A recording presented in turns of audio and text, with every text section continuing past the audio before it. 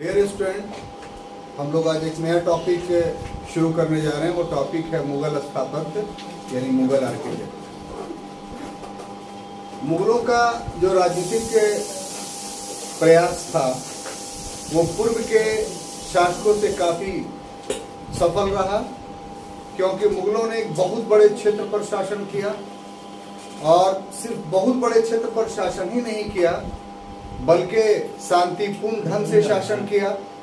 जो देश के अंदर वर्गीय संघर्ष था, यानी एक विशेष क्षेत्र के शासकों का दूसरे क्षेत्र के शासकों के साथ एक संघर्ष चला करता था, उसका अंत हुआ और एक कन्फेडरेशन, मुगल कन्फेडरेशन के तहत भारत जो है वो राजपूतों और मुगलों के सम्मिलन से लगभग 200 वर्षों तक और वृहद रूप से कहिए तो और उससे भी थोड़े ज्यादा वर्षों तक सफलतापूर्वक संचालित हुआ। देखिए, जब राजनीतिक स्थिति काफी शांतिपूर्ण होती है तो इसका प्रभाव संस्कृति पर भी पड़ता है और मुगल काल भी इस नियम का अपवाद नहीं है, क्योंकि मुगलों के दौर में शांति के साथ शासन किया गया, खासतौर से अकबर के बाद।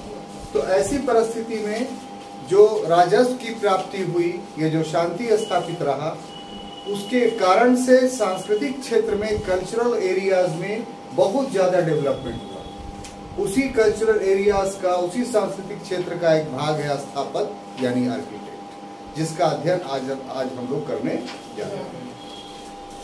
तो इसको कुछ इस ढंग से कहा जा सकता है कि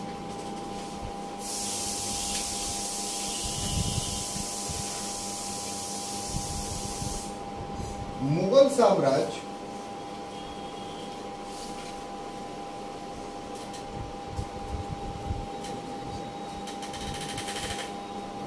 अपनी राजनीतिक उपलब्धियों के साथ साथ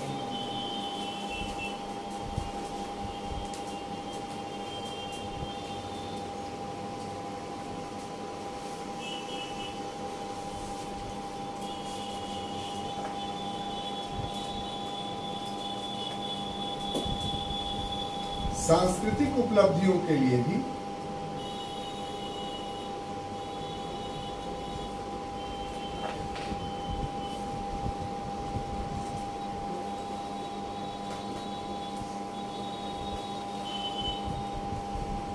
विख्यात है, यानी जाना जाता है। और इस सांस्कृतिक उपलब्धि में बहुत सारे क्षेत्र हैं, उनमें से एक क्षेत्र है स्थापत्य, जिसको इंग्लिश में हम लोग बोलेंगे आर्किटेक्ट।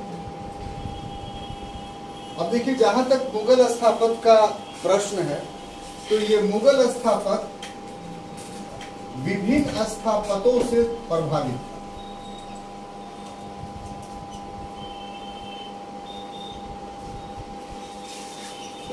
और वो विभिन्न स्थापत्य क्या थे साहब? तो सबसे पहला कि दिल्ली सल्तनत में जो स्थापत्य हुआ उससे वो प्रभावित था। उसके बाद मध्य एशिया का जो स्थापत्य था उससे प्रभावित था। स्थानीय स्थापत्य था, उससे प्रभावित था। ईरान का सार्वजनिक स्थापत्य था, उससे प्रभावित। अब इतने सारे स्थापत्यों से प्रभावित होने के कारण जो मुगल स्थापत्य का विकास हुआ वो हम लोग मिश्रित स्थापत्य कहते हैं उसको। और इस मिश्रित स्थापत्य का एक अलग नामकरण हुआ, जिस नामकरण को इंडो सार्वजनिक स्थापत्य के नाम से हम लोग जानते हैं। इंडो सार्वजनिक स्थापत्य इसको कहा जाता है। ठीक है, इसमें जो महत्व दिया गया जिन चीजों, वो महत्व दिया गया मिहराब को,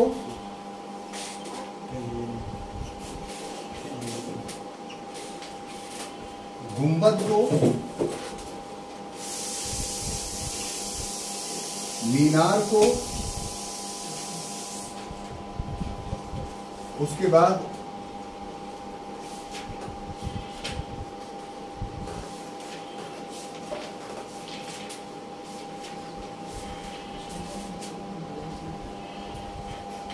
मिहराब, गुंबद, मीनार,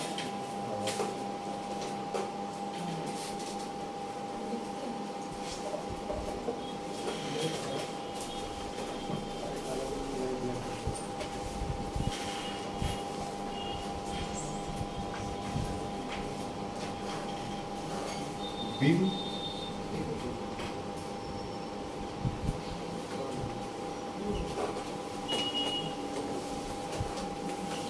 लिंटर, बगली डॉट,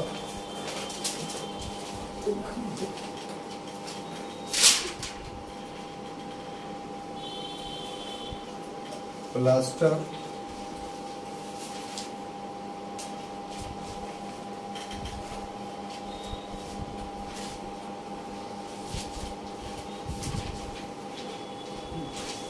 सजावट। तो जब हम मुगल स्थापत्य पर दृष्टि डालते हैं तो सबसे महत्वपूर्ण बात यह है कि मुगलों ने जिस स्थापत्य की नींव डाली उसमें इस बात का प्रयास किया गया कि जो डाइवर्सिटी है, जो विविधता है भारत की, उस विविधता को उसमें स्थान दिया जाए और यहाँ के लोग उस स्थापत्य के माध्यम से मुगलों को अपना समझे। यह स्थापत्य में इस बात का ध्यान रखा गया बनाने में, और उसका दृष्टि हम लोगों को कैसे होता है कि वो देखिए कि मुगलों ने जिस स्थापत्य की नींव डाली उसमें सबसे पहली बात कि दिल्ली सल्तनत में जो स्थापत्य विकसित हुआ था, तो दिल्ली सल्तनत में जो स्थापत्य विकसित हुआ था वो क्या विकसित हुआ कि जब तुर्क लोग यहाँ आए तो आने के बाद यहाँ का जो स्थापत्य था, जिसकी मूल विशेषता क्या हम लोगों ने देखा था कि तुर्कों के आगमन के पूर्व जो यहाँ के स्थानीय शासक थे उनके जो भवन बनते थे, उस भवन में एक बिंब का इस्तेमाल किया जाता था और उस बिंब पर फिर लिंटर ढाल दिए जाते थे, नहीं मेहराब नहीं, लिंटर, और उस पर जो है वो छत बिछा दिया जाता था। तो आप जाकर देखिएगा कोतुल इस्लाम मस्जिद का जो संरचना उसमें इसी तरह का है। अब फिर तुर्क लोग आए तो इसमें एक नवीन परिवर्तन किया कि मेहराब का इस्तेमाल किया। अब मेहराब जब बन गया तो फिर गुंबद का इस्तेमाल किया। तो इस तरीके से तुर्कों का जो मिश्रण हुआ वो हिंदू आर्किटेक्ट और इस्लामी आर्किटेक्ट्स को मिला करके, और इसी कारण तुर्क के समय में इंडो इस्लामिक स्थापत्य के नाम से हम उसको जानते हैं। अब देखिए दूसरा कि मध्य एशिया, तो मध्य एशिया से ये लोग आए थे मुगल लोग, तो वहां का आर्किटेक्ट में कुछ अलग विशेषताएं थी। अलग विशेषताओं का मतलब क्या कि वहां पत्थरों पे गच्चकारी की जाती थी। गच्चकारी का मतलब कि पत्थर को खुद करके उसमें डिजाइन बनाना या पत्थरों में के अंदर हीरे जवाहरात भरना, ये वहां की विशेषता थी। मीनार बनाए जाते थे गुंबद के साथ साथ, यहाँ मीनार की व्यवस्था उस समय तक नहीं थी। तो ये सब प्लास्टर किया जाता था। तो ये सब दो तीन चीजें जो है मध्य एशियाई लेकर के आए और यहाँ उसका प्रयोग किया मुगलों। इसी प्रकार से 1398 में आपको याद होगा कि तैमूर लंग का आक्रमण हुआ था। तो तैमूर लंग के आक्रमण के बाद में 1398 से लेकर के 1526 का जो पीरियड है, इस पीरियड में दिल्ली सल्तनत बिल्कुल सिकुड़ गया था और उसके स्थान पे अलग अलग क्षेत्रीय राज्यों का उदय हुआ था। तो ये क्षेत्रीय राज्यों ने भी स्थापत्य कला की स्थापना की। तो 1398 से लेकर के 1526 ईस्वी तक क्षेत्रीय स्थापत्य कलाओं का उदय हुआ, जिसमें विजयनगर ने भी बहुत सारे भवन बनाए, बहमनी साम्राज्य के लोगों ने भी बनाया, राजपूत जो अलग हो गए थे उन लोगों ने बनाया, कुछ मुस्लिम सल्तनतें अलग थी स्वतंत्र, जैसे जौनपुर का शर्की वंश, इसके शासनकाल में भी बहुत सारे भवन बने। तो इस तरीके से क्षेत्रीय स्थापत्य कला का भी विकास हुआ 1398 से लेकर के 1526 ईस्वी के बीच। और फिर जो ईरानी कल्चर था, सार्वजनिक कल्चर, तो वहां से भी मुगल प्रभावित थे, तो वहां से भी बहुत सारी चीजों को अडोप्ट किया। स्थानीय में एक बात बहुत, आप छतरी का इस्तेमाल देखते हो, तो छतरी पूरा का पूरा राजस्थानी आर्किटेक्ट है, राजस्थान में पाया जाता है। इस ढंग से छतरी बनी रहती थी बिल्डिंग पे, तो राजस्थानी आर्किटेक्ट है। तो मुगलों में इसको बहुत व्यापक पैमाने पे इस्तेमाल किया है। जैसे सिकंदरा का मकबरा आप देखिएगा, तो वहां मीनार के जगह पर छतरी का इस्तेमाल किया गया। फिर इसी तरीके से बौद्धों का प्रभाव दिखाई पड़ता है मुगल आर्किटेक्ट पे। बौद्ध पिरामिड नुमा अपने मंदिरों का निर्माण करते थे, तो बहुत सारे भवन जो है पिरामिड नुमा आपको दिखाई पड़ेगा, नीचे चौड़ा फिर ऊपर से पतला होते हुए चला गया। जैसे फतेहपुर सीकरी का जो मरियम उस्मानी का जो महल है, जिसको पंचमहल के नाम से हम लोग जानते हैं, क्योंकि 5 मंजिला है वो, तो नीचे के मंजिला में 48 कमरे हैं। उसके बाद इसी ढंग से कमरों की संख्या कम हो गई है, तो उसको आप पंचमहल को देखेंगे तो एक पिरामिड की तरह लगेगा। तो पूरा का पूरा क्या है, वो बौद्ध आर्किटेक्ट है, बौद्ध स्थापत्य कला है। तो कहने का मतलब यह है कि मुगलों ने जिस स्थापत्य को अपनाया, उसमें बहुत सारे पूर्व के स्थापत्य कलाओं की विशेषताएं पाई जाती थी। इसीलिए इसको मिश्रित स्थापत्य कला कहते हैं, और मिश्रित के वजह से इसको इंडो सार्वजनिक नाम देना ज्यादा उपयुक्त होगा। इंडो इस्लामिक नाम देना सही नहीं होगा, बल्कि इंडो सार्वजनिक स्थापत्य कला नाम देना बहुत। अब इसमें क्या होता था साहब, तो देखिए 3 जो है मेहराब, गुंबद और मीनार। तो मेहराब और गुंबद का तो आविष्कार दिल्ली सल्तनत के टाइम में ही हो गया था, वहां से इन लोगों ने लिया। मीनार इन लोगों ने नया एक जोड़ा, जो दिल्ली सल्तनत के समय में देखने को नहीं मिलता है। इधर बीम और लिंटर, ये हिंदू आर्किटेक्ट है, तो अकबर ने इसको भी जगह जगह पे इस्तेमाल किया है बहुत सारे भवनों में। सिर्फ मेहराब ही उसने इस्तेमाल किया, ऐसी बात नहीं है। मेहराब के साथ साथ बीम और लिंटर, तो ये कहाँ इस्तेमाल किया बीम और लिंटर? तो मुगल स्थापत्य आप घूमेंगे किला वगैरह को, तो देखिएगा बहुत जगहों पे दीवार के अंदर जो है वो ताकी बना हुआ, ताकी समझते हैं ना, सामान रखने का ये, तो उसमें इसका इस्तेमाल हुआ है बीम और लिंटर का, वहां मेहराब नहीं इस्तेमाल किया गया। बगली डॉट जो है उसमें बीम और लिंटर का इस्तेमाल किया गया है। इसी तरीके से प्लास्टर किया गया था बजाते तौर पे। फिर सजावट उसमें बहुत सारी की गई थी, ज्यामितीय आकार की सजावट है। तो इस तरीके से एक नया लुक स्थापत्य को मुगलों ने देने की कोशिश की। क्लियर? अब देखिए, टॉपिक पर आने से पहले ये जरूरी है कि हम मुगल स्थापत्य की विशेषता को जानें, कैरेक्टरिस्टिक्स को, कि आखिर कौन क्या विशेषता है जिसको अन्य स्थापत्य से अलग करता है। एक दूसरा शीर्षक बनाते हैं कि मुगल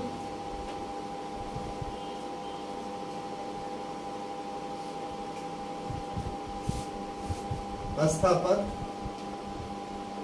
की विशेषता।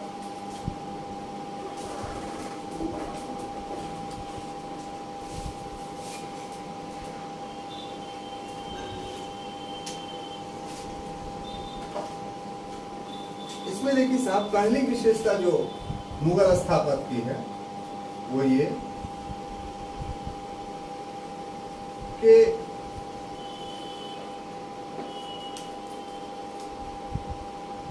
वृहत भवनों का निर्माण किया गया।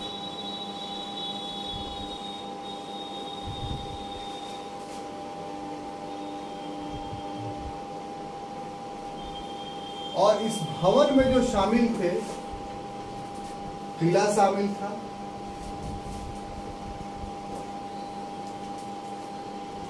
प्लस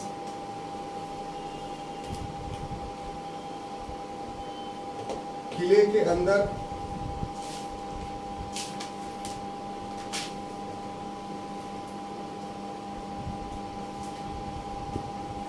आवासीय भवन हुआ करते थे।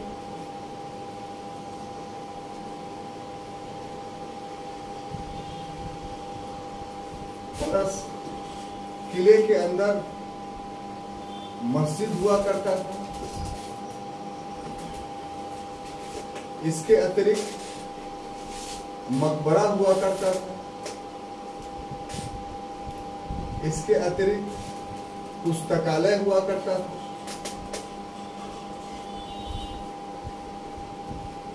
इसके अतिरिक्त प्रशासकीय भवन हुआ करते थे।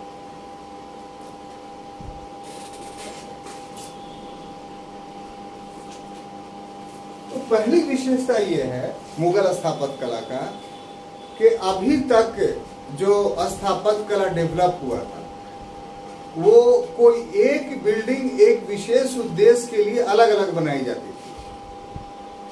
जैसे किसी मंदिर का निर्माण हुआ तो सिर्फ मंदिर है, राजप्रसाद का निर्माण हुआ तो सिर्फ राजप्रसाद है, सैनिकों के रहने के लिए भवन बने तो सिर्फ सैनिकों के रहने के लिए भवन। ये चीजें जो है वो मुगलों के आने से पहले दिल्ली सल्तनत में भी अधिकांश था और उसके पूर्व के जो हिंदू शासक थे उनके यहाँ भी इस प्रकार का स्थापत्य, एक जिसको आप कह सकते हैं एकांगी स्थापत्य, अमूर्त स्थापत्य का निर्माण किया जाता था।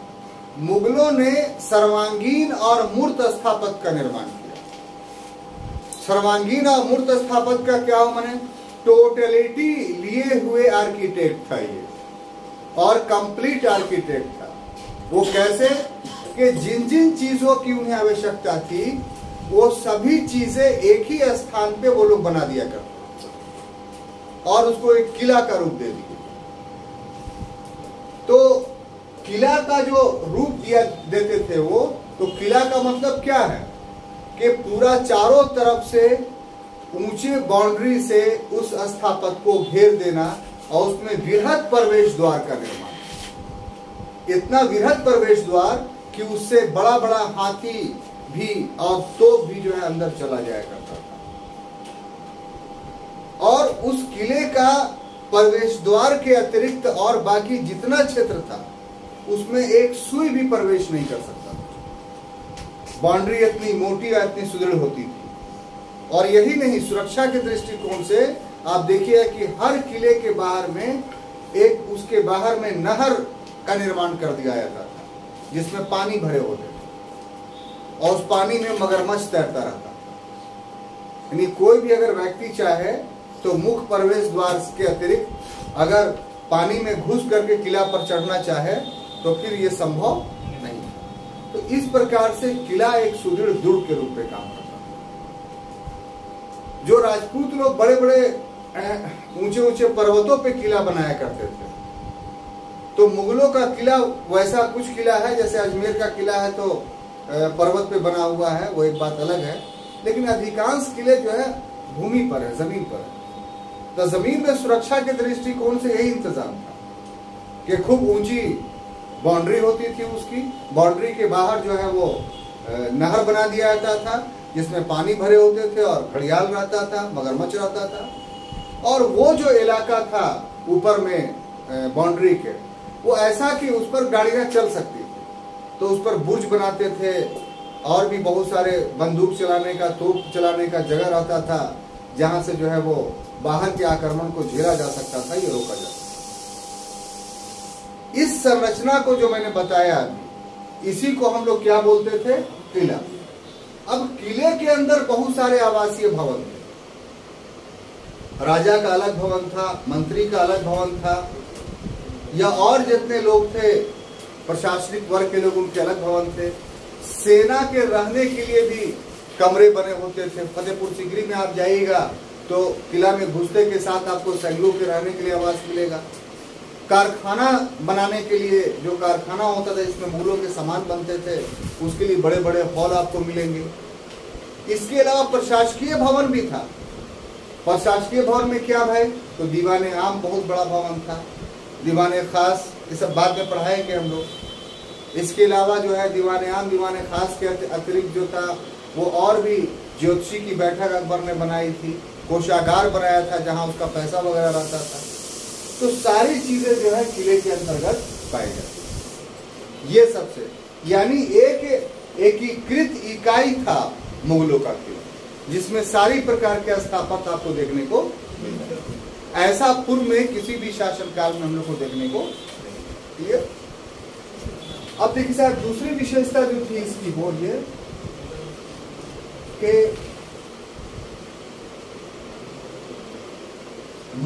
स्थापत्य जो है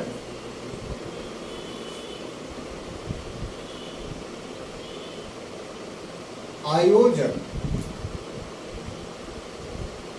उसके लिए बोलेंगे प्लानिंग,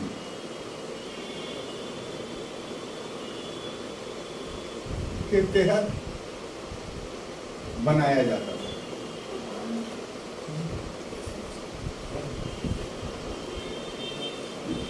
ये सबसे बड़ी बात है कि मुगलों के यहाँ स्थापत्य के पास जाइएगा, कहीं पर ही बना हुआ है तो एक प्लान्ड वे में आपको दिखाई पड़ेगा।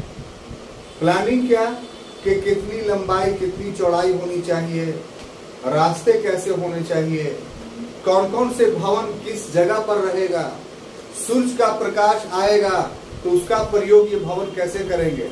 जैसे पंचमहल में आप देखिएगा ना, तो अब अगर गर्मी का मौसम है तो पंचमहल के एक छोर चल जाइएगा तो आपको गर्मी में बहुत राहत मिलेगा वहां, और अगर जाड़ा आ गया तो उसी के दूसरे छोर चले जाइएगा पंचमहल में तो जाड़े में आपको आराम मिलेगा। यानी भवन का आयोजन इस ढंग से किया जाता था कि वातावरण के अनुरूप वो भवन बन जाता था। फिर जो बिल्डिंग्स बनाए जाते थे एक क्रम से बनाए जाते थे। जैसे उदाहरण फतेहपुर सीकरी में आप जाइएगा तो देखिए कि जो सार्वजनिक स्थान था, सार्वजनिक स्थान का मतलब क्या हुआ कि मस्जिद थी या मकबरा था जो सलीम चिश्ती का या इस्लाम खां का, तो ये सब एक अलग बाउंड्री के अधीन था, अभी भी बना हुआ। उसमें प्रवेश के लिए बुलंद दरवाजा है, तो उसको अलग क्यों रखा गया कि उसमें जन सामान भी आ सकते थे, आम लोग भी वहां पूजा करने या इबादत करने या नमाज पढ़ने के लिए आ सकते थे। या शेख सलीम चिश्ती के बहुत सारे हिंदू अनुयायी थे तो वो भी उनके श्रद्धा के लिए आ सकते थे। लेकिन बाकी जो बिल्डिंग था वो फिर एक अलग चार दीवारी के अधीन आप देखिएगा, जिसमें दीवाने आम, दीवाने खास, खास महल, जोधाबाई का महल, पंच महल, बीरबल महल। तो जोधाबाई का महल, पंच महल, बीरबल महल, खास महल, ये सब एक कंपाउंड में है।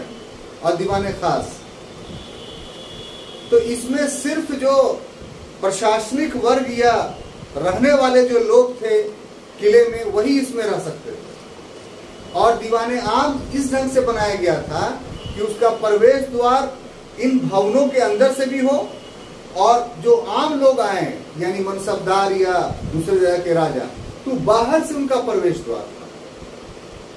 फिर खास महल के बगल से ही एक दरवाजा गया हुआ, उसमें आप घुसिएगा तो पाकशाला है जोधाबाई का, सॉरी हरकाबाई का, जिसमें वो खाना बनाए, वो सिर्फ एक ही प्रवेश द्वार है उसका, और बाकी चारों तरफ से ऊंची ऊंची दीवारों से घिरा हुआ है, जिसमें हरकाबाई जो है खाना बनाती थी। और ठीक वो दरवाजा से जैसे निकलेगी तो उसके बाएं साइड में जो है खास महल जो अकबर का आरामगाह था।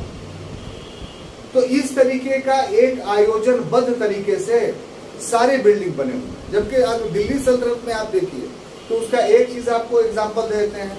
जैसे सबसे बड़ा एग्जांपल आपको मिलेगा क्या भाई, तो कुतुब मीनार। तो कुतुब मीनार कभी घूमने जाइएगा तो आपको दूर से ही सब बेतरतीब बना हुआ है, जहां पर मिला वहां पर बना दिया, कोई प्लानिंग नहीं है वहां। घुसते के साथ घुसिएगा तो आप बाहर में अलाई दरवाजा मिलेगा आपको। आप दरवाजा आप प्रवेश करके दरवाजे से तो सामने आपको कुतुब मीनार दिखाई पड़ेगा, थोड़ा बाएं हट के दरवाजा से। और दाहिने साइड में जो अलाउद्दीन कुतुब मीनार बना रहा था, जो अधूरा निर्मित था, वो आपको दिखाई पड़ेगा। कोई रोड नहीं, वो चलते चलते रोड बन के अलग बात है। और सामने देखिएगा तो आपको दिखाई पड़ेगा कि इल्तुतमिश का मकबरा है। फिर उसके बाएं साइड कुछ दूर चल के देखिएगा तो देखिएगा कि कुतुब इस्लाम मस्जिद है।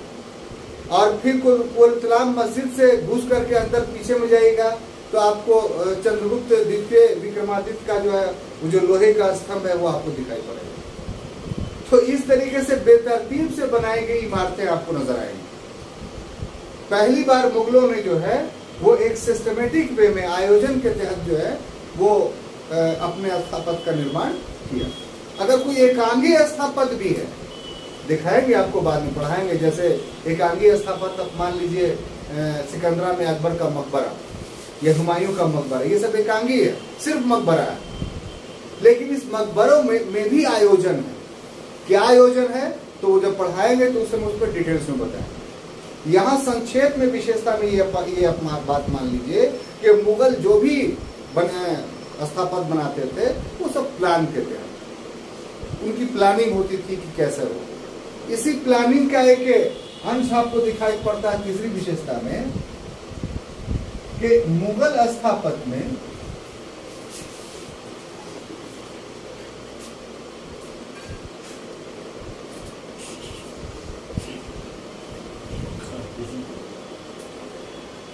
उद्यान यानी गार्डन को महत्व दिया गया।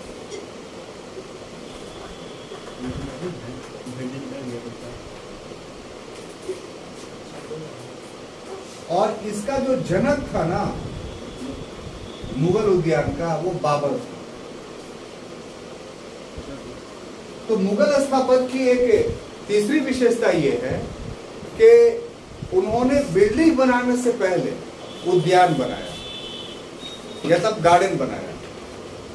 गार्डन में होता क्या था कि समकोण पर रोड बनाई जाती थी, रोड का एक जाल बना दिया जाता था और उस जाल में बीच बीच में जो है अलग अलग फूल के क्यारियां बनाई जाती थी, फव्वारों का इंतजाम होता था, बीच में पानी का इंतजाम होता था जिसमें नहरों के रूप में पानी बहता था और फव्वारे से पानी फेंका जाता था। तो इस तरह का एक संरचना को मुगल उद्यान की संज्ञा दी गई और उसी में पीछे में बड़े बड़े भवनों की आकृतियां जो है वो बनाई जाती थी।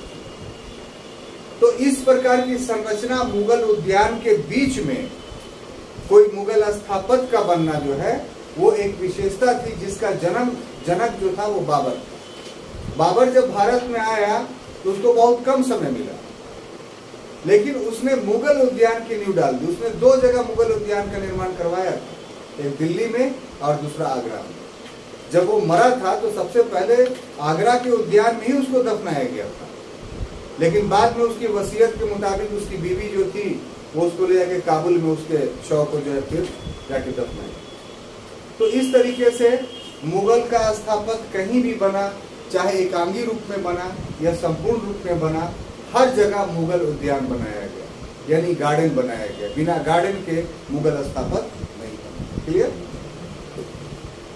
अब देखिए चौथी जो विशेषता मुगल स्थापत्य की है वो ये कि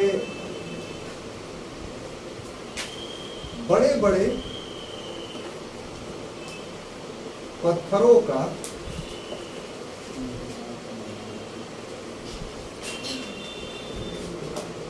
प्रयोग किया गया।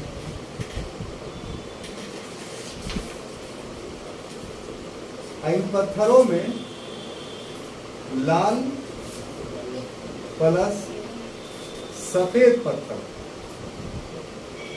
देखिए इसके पहले जो दिल्ली सल्तनत में हम पाते हैं वो क्या कि पत्थर इस्तेमाल हुए, लेकिन वो पत्थरों की आकृति जो है, तुम फिर चल रहे, पत्थरों की जो आकृति है वो क्या है, छोटे छोटे होते थे और बहुत जगह तो रोड़ियों से काम लिया गया। जैसे तुगलकों के दौर में अधिकांश भवन बने हैं तो क्या रोड़ियों के हैं जो अब जीर्ण शीर्ण अवस्था में है, लेकिन मुगलों ने छोटे पत्थर और रोड़ियों को एकदम इस्तेमाल ही नहीं किया। विरहत विरहत पत्थर के साइज जो है इस्तेमाल किए गए, उसके बजाते तौर पे कटिंग होते थे और आरंभिक बेला में लाल बलुए पत्थर का इस्तेमाल किया गया। तो ये लाल बलुए पत्थर आमतौर पे चुनार से मंगाया जाता है, चुनार जो वाराणसी के पास है। तो ये प्राचीन काल से इस्तेमाल होता आ रहा है, लेकिन चुनार के साथ साथ मुगलों ने स्थानीय आधार पर भी पत्थरों को प्राप्त किया, लाल बलुए पत्थर। और दूसरी विशेषता यह है कि मकराना का संगमरमर, जो राजस्थान में मकराना एक जगह है, ये भी ऑब्जेक्टिव क्वेश्चन आता है कि मुगलों ने किस खान से संगमरमर के पत्थर प्राप्त किए, तो मकराना मार्बल्स उसमें इस्तेमाल किया। तो मकराना मार्बल की विशेषता क्या था कि उसमें बहुत ज्यादा इलास्टिसिटी पाई जाती है। यानी और को अगर कोई आकृति देना है, फूल पत्ती बनाना है और उसमें छेनी हथौड़ी का प्रयोग किए तो उसमें क्रैक आ जाता था, यानी इलास्टिसिटी बहुत नहीं। मकराना के संगमरमर की विशेषता ये थी कि उसमें बहुत ज्यादा इलास्टिसिटी थी, उसमें कोई भी मोल्ड आप ला सकते थे, फूल पत्ती बना सकते थे। तो इसलिए लाल बलुए पत्थर आरंभिक काल में इस्तेमाल हुए। और उसके बाद जहांगीर के ऐसे तो आप कहिए कि अकबर के समय से ही, जैसे एग्जाम्पल के तौर पर हुमायूं का जो मकबरा बना, हुमायूं का मकबरा अकबर के काल में बना, लेकिन बनाया वो नहीं, बनाया कौन? तो उसकी पत्नी हाजी बेगम। तो हुमायूं का मकबरा में संपूर्ण आकृति लाल बलुए पत्थर की, लेकिन जिसका गुंबद है वो संगमरमर का सफेद, वही उसके आकर्षण का केंद्र। लेकिन व्यापक पैमाने पे ऐसा भवन जो पूरा पूरा संगमरमर से बना, वो जहांगीर के समय में सबसे पहले शुरुआत हुई थी। और वो बिल्डिंग था एतमादुद्दौला का मकबरा, जो नूरजहां का पिता था, इसका वास्तविक नाम गियास बेग। और फिर जहांगीर की मृत्यु के बाद शाहजहां का जब दौर आया तो सिर्फ संगमरमर का ही इस्तेमाल हुआ, इसीलिए शाहजहां के पीरियड को संगमरमर का युग ही कहते हैं। तो उसका सबसे विलक्षण भवन जो ताजमहल आप देखिएगा, तो उसमें जो फेग मकबरा है, यानी छद्म मकबरा, वो वास्तव में मकबरा नहीं है। असल मकबरा जो है नीचे तहखाने में है, जो मिट्टी का बना हुआ है। तो आप तो खैर बंद हो गया है, आप नहीं जा सकते हैं। हम लोग जब था तब खुला हुआ था, तो अगर नीचे जाते, जो ओरिजिनल तहखाना है मकबरा, तो पहले खुला हुआ था, हम गए हैं। ऊपर से टॉर्च लोग मारते थे, किस पर? उस पत्थर पर। तो टॉर्च की रोशनी नीचे जाती, इतना ट्रांसपेरेंट था, इतना फ्लेक्सिबिलिटी था उस पर। तो देखने योग्य है मकराना का मार्बल। आज भी मकराना का मार्बल जो है वो बहुत कॉस्टली है। ठीक है, अब देखिए पांचवी विशेषता जो थी मुगल स्थापत्य का, वो था कि सुलेखन, इसको इंग्लिश बोलेंगे कैलीग्राफी, का व्यापक पैमाने का व्यापक प्रयोग किया।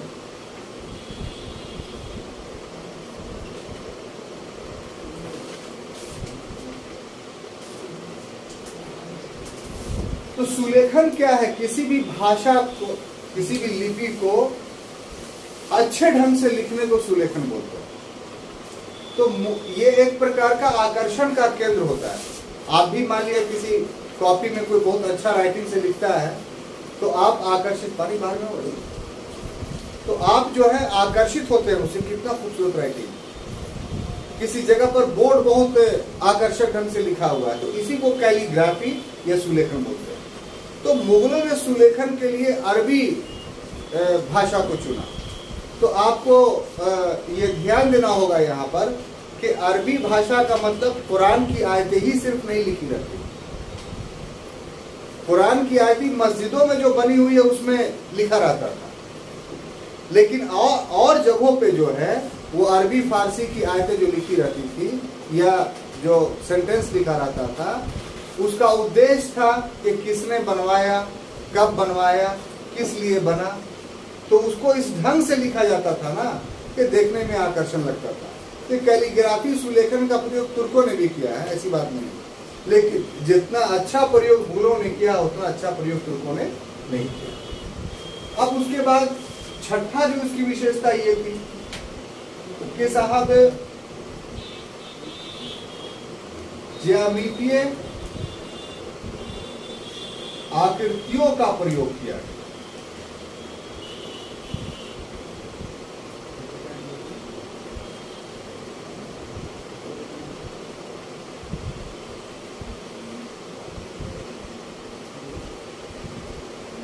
जैसे ज्यामितिया, जैसे स्वास्तिक का निशान या और भी ज्यामितीय आकृतियां, कोई गोल कलश के आकृति बना दिया गया। ये सब जानबूझ करके बनाया गया। इसके दो उद्देश्य थे मुगलों के पास। एक कि भवन की सुंदरता काफी बढ़ जाएगी, और दूसरा ज्यामितीय आकृतियां के अधिकांश प्रतीक हिंदू धर्म से जुड़े हुए। तो हिंदुओं की संख्या अधिक थी, तो हिंदू लोग ये समझें कि हमारी आकृतियों को भी महत्व दिया जाता है, यानी ये भवन को एक प्रकार से हिंदू आर्किटेक्ट से सजा कर करके हिंदुओं को आकर्षित करने की कोशिश की गई। ठीक है। सबसे महत्वपूर्ण बात था, हर जगह तो नहीं, जैसे मस्जिद में या मजार में तो नहीं, लेकिन लाहौर के किले में, ये दूसरे किलों में पशु पक्षियों का भी प्रयोग किया गया। पशु पक्षियों का भी निर्माण। जैसे आगरे का किला में ही जाइए तो हाथी आपको दिखाई पड़ेगा, और लाहौर के किला में जाइए तो वहां भी जो है वो बहुत सारे हिंदुओं के जो पशु पक्षी थे उसका चित्रांकन किया गया। हालांकि इस्लाम में इसका निर्माण पूरी तरीके से निषिद्ध था। दिल्ली सल्तनत के तुर्कों ने इसको माना, इसलिए दिल्ली सल्तनत के स्थापत्य में पशु पक्षियों का कोई भी आकृति आपको देखने को नहीं मिलेगा। लेकिन मुगलों ने सुंदरता के हेतु और हिंदुओं को अपनी ओर आकर्षित करने हेतु पशु पक्षियों को भी जो है वो बनाने की अनुमति दी। एक सबसे आकर्षक विशेषता जो था मुगल स्थापत्य का, जो आमतौर पे क्वेश्चन में आता है, वो है पितरे दूरा का प्रयोग। क्या चीज? ये जानती हैं आप क्या होता है पितरे दूरा? पुनीता जी, कोई भी स्टूडेंट पितरे दूरा बोलिए। गौरव जी नहीं तो कभी घुमा कीजिए। आगरा वगैरह गए हैं? नहीं। आप बोला भाई, कहाँ आपको बताएं कि आप समझ पाइए इसको? हाँ, सासाराम में पितरे दूरा नहीं बना। पितरे दूरा पूरी तरीके से मुगल देन है। देखिए होता क्या कि दो काम इसमें होते थे। संगमरमर के पत्थरों पर फूल पत्तियां का बनाना, और उन फूल पत्तियों में जगह जगह हीरे जवाहरात जड़ देना, ये जो शैली थी उसको पितरे दूरा बोलते हैं। ऐसे कोई स्तंभ है, दीवाने आम में जाइएगा तो देखिए कि पिलर्स है बने हुए बहुत सारे, तो उन पिलर्स में नीचे में जो है कमल का फूल बना हुआ है, तो कमल के फूल में बीच में एक जगह पर जो है वो गड्ढा कर करके उसमें हीरे जड़ दिए गए। हालांकि उस हीरो को अंग्रेज कबाड़ करके लेके चला गया। मानिक बहुत जड़ा हुआ था, आप इसे सोच लीजिए कितना कॉस्टली वो सब था। सारे हीरे जवाहरात कबाड़ दिए गए। आप ताजमहल में जाइए तो ताजमहल में एक से एक नक्काशी मिलेगी आपको। यानी मकराना के संगमरमर के पत्थरों की जो विशेषता थी कि पत्थरों में पेड़ की पत्तियां बना दी गई। पूरा बिंब है, उस बिंब पे नीचे से ऊपर तक जो है पेड़ की शाखाएं यानी तना जो है बनाया गया, और उसके बाद उसकी पत्तियां जो निकल रही हैं वो पत्थर की पत्ती बनी हुई है, इतना पतला पत्थर। और उस पे जगह जगह टिमटिमाने के लिए छोटे छोटे बुरादे की तरह जो है हीरे जो है वो जड़े हुए। तो सोचिए जब अपने ओरिजिनल फॉर्म में होगा तो कितना आकर्षक है। इसको संक्षेप में ऐसे कहिए कि पत्थरों में, खास रूप से संगमरमर के पत्थरों में फूल पत्तियां बनाना और उसमें हीरे जवाहरात को जड़ित करने, लगाने की कला को पितरे दूरा कहा जाता है। तो ये साहब कुछ विशेषताएं थी जो मैंने आज के क्लास में पढ़ाया। चूंकि चैप्टर लंबा है इसलिए भी इसको भी विभिन्न खंड में हम पढ़ाएंगे। आगे के कल के क्लास में बाबर, हुमायूं और शेर शाह का जो स्थापत्य था उसको हम लोग विस्तार से पढ़ेंगे। फिर तीसरे खंड में अकबर के बारे में, और चौथे खंड में शाहजहां और जहांगीर। तो ये 3-4 खंडों में मुगल स्थापत्य हम लोग का बटा हुआ होगा। यदि आपको हमारा वीडियो अच्छा लगे तो आप इसको सब्सक्राइब कीजिए, बेल आइकन को दबाइए ताकि ऐसा वीडियो आपको मिले। और सबसे महत्वपूर्ण बात है कि अपने दोस्तों को भी लाभान्वित करने के लिए इसे शेयर कीजिए। धन्यवाद।